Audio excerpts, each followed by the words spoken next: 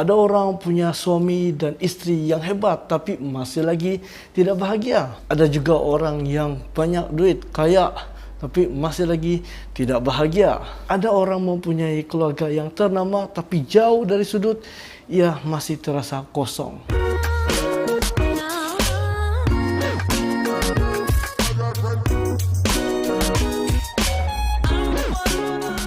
Salam guys, Nathan Vicky di sini dan Anda sedang menonton Mansa with Mas. Jadi video kali ini saya tidak akan pergi luar atau buat vlogging di luar sana. Memandangkan keadaan sekarang semakin tidak begitu selamat. COVID-19 makin hari makin meningkat. Jadi saya stay di rumah saja dan kita akan bercakap tentang macam mana kita mau dapat hidup yang bahagia. Saya ada 5 tips. 5 tips ini saya selalu amalkan dalam diri saya sendirilah. Dan saya harap ini boleh membantu kamu. Dan saya sendiri pun rasa 5 tips ini adalah sangat membantu. Tips yang pertama, sebelum itu kita kena fikir 2 perkara dulu. Ada yang kita kena lebihkan, ada yang kita kena kurangkan. So 2 perkara ini kamu kena fikirlah, kamu kena kontrol. So, bermaksud kurangkan mengeluh. Kamu lebihkan pemikiran positif dan lebihkan rasa bersyukur. Kedua, berdoa. Ikutlah kepercayaan masing-masing. Bila kita berdoa, kita akan tenang dan kita always thinking about positively. Ketiga, berhentilah bergosip tentang orang lain. Sebab biasanya orang yang kuat bergosip nih, sebenarnya dorang ni tidak tenang, okay?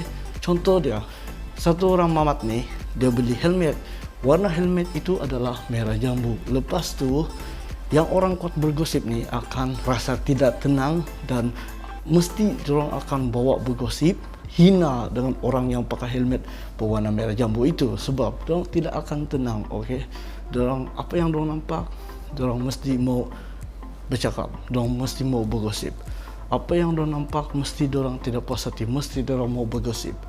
Itulah yang saya cakap, tidak bagus untuk bergosip.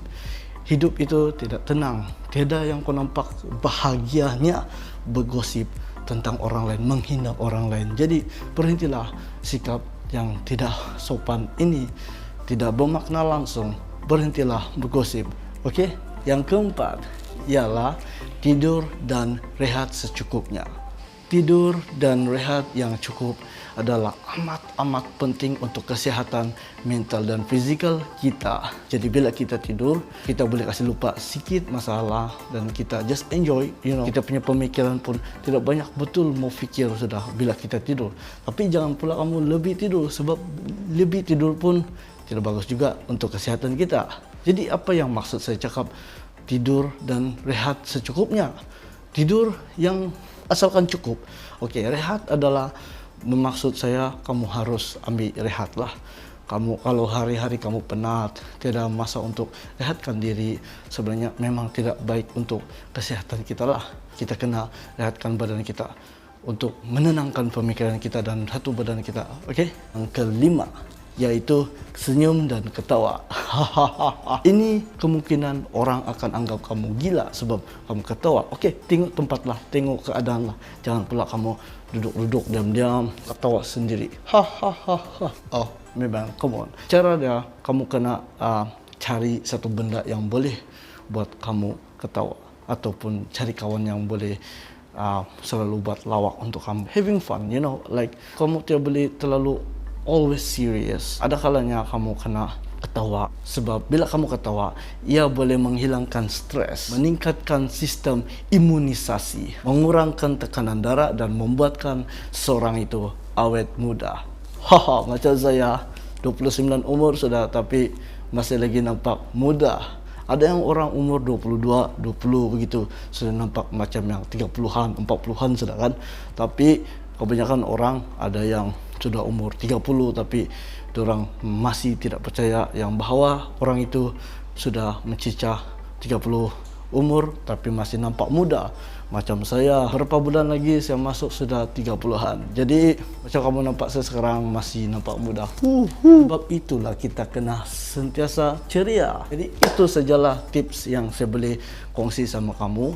ada 5 tips nih. Bagi saya 5 tips ini adalah sangat-sangat membantu. Sebenarnya banyak lagi, tapi 5 tips ini adalah yang betul-betul berkesan lah bagi saya. Sebab dulu memang saya rasa stres, tekanan, tekanan, dan saya rasa hidup saya memang tidak begitu mewah, tidak begitu menarik macam tu. Tapi sebenarnya informasi ini bukan saya dapat dari diri saya sendiri juga.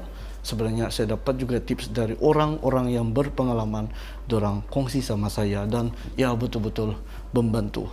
Jadi 5 tips ini saya cakap itu adalah yang sangat-sangat penting harus kamu buat dalam hidup kamu supaya kamu sentiasa tidak tekanan dan rasa depres. Jadi video kali ini sampai sini sajalah. Kalau kamu suka video ini, sila tekan like button, dan kamu yang belum subscribe, sila tekan butang subscribe supaya kamu tidak ketinggalan lagi video yang akan datang.